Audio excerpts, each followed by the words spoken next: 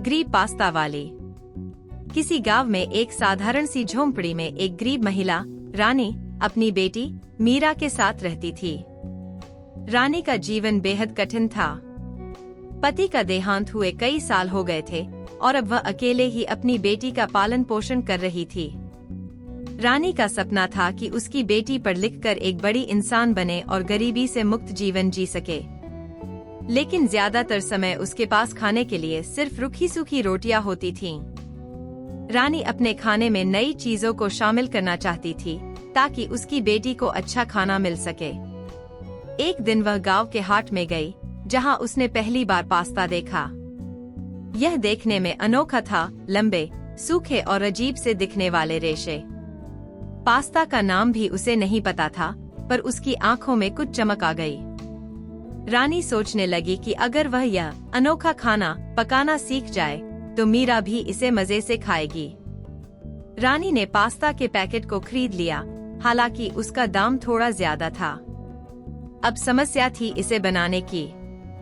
Pasta पकाने के लिए उसे न तो सही तरीका मालूम था और न ही जरूरी सामग्री।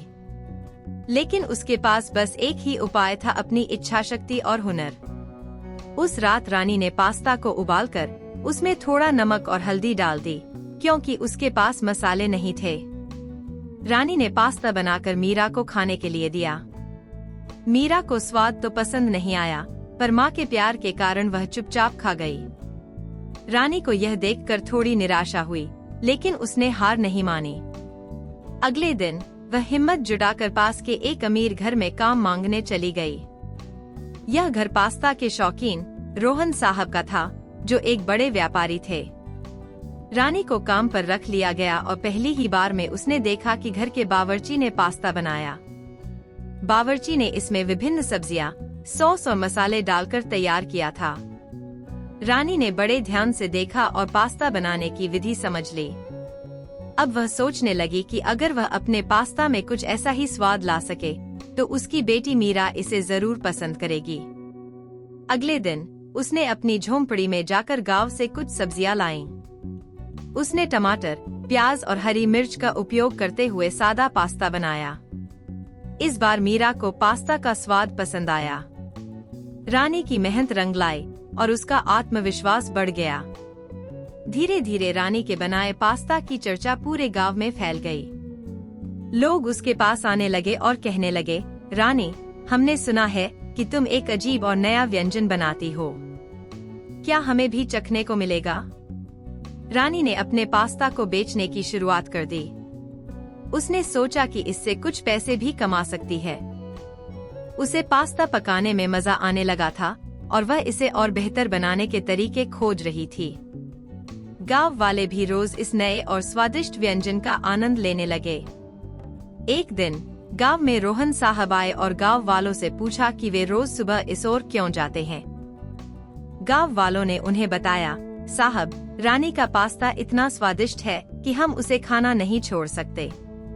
ऐसा स्वाद तो हमने शहर में भी नहीं चखा। रोहन साहब ने यह सुनकर रानी को अपने घर बुलाया। उन्होंने उससे कहा, रानी, मुझे तुम्हारा पास्ता चखना है। क्या तुम मेरे घर आकर इसे बना सकती हो? रानी सहम गई, लेकिन उसने हिम्मत नहीं हारी और अगले दिन उनके घर पास्ता बनाने चली गई। उसने पूरे मन से अपने तरीके से पास्ता बनाया और उसे परोसा। जब रोहन साहब ने पास्ता का पहला कौर खाया तो वे अचंभित रह गए। उन्हें यकीन नहीं हो रहा था कि रानी जैसी गरीब महिला ने ऐसा स्वादिष्ट पास्ता कैसे बनाया। रोहन साहब ने रानी को प्रोत्साहित किया और उसे एक छोटे से रेस्टोरेंट में पास्ता बेचने का सुझाव दिया। उन्होंने कहा, रानी, तुम्हारे पास हुनर है। अगर तुम इस काम को व्यवसाय में बदल दो तो तुम और मीरा आराम से रह सकते हो। रानी को यह सुनकर बहुत खुशी हुई और वह रोहन साहब की मदद से एक छोटी सी दुकान खोलने का सपना देखने लगी। उन्होंने उसे कुछ पूंजी भी दी, जिससे रानी ने एक छोटी सी दुकान खोली और वहां रानी का पास्ता नाम से अपनी दुकान का नाम रखा। धीरे धीरे रानी का पास्ता गांव के हर व्यक्ति की पसंद बन गया। अब उसकी दुकान में भीड़ लगने लगी और उसकी आमदनी बढ़ने लगी। रानी ने अपने जीवन में कठिनाइयों का सामना किया, लेकिन उसने अपनी मेहनत और सीखने की लगन से अपनी गरीबी को हराया। अब उसकी दुकान पूरे गांव में प्रसिद्ध हो चुकी थी। रानी ने अपनी बेटी मीरा की पढ़ाई का खर्चा उठाना शुरू किया। अब मीरा को भी अच्छा खाना और सुविधाएं मिलने लगीं। उसके जीवन में सच्ची अमीरी आ चुकी थी, वह अमीरी जो मेहनत, आत्मविश्वास और दूसरों के लिए कुछ अच्छा करने से मिलती है। इस कहानी से हमें यह शिक्षा मिलती है कि हालात चाहे जैसे भी हों, अगर हम अपनी मेहनत और लगन से काम करते रहें, तो हम अपनी गरीबी और कठिनाइयों पर विजय पा सकते हैं।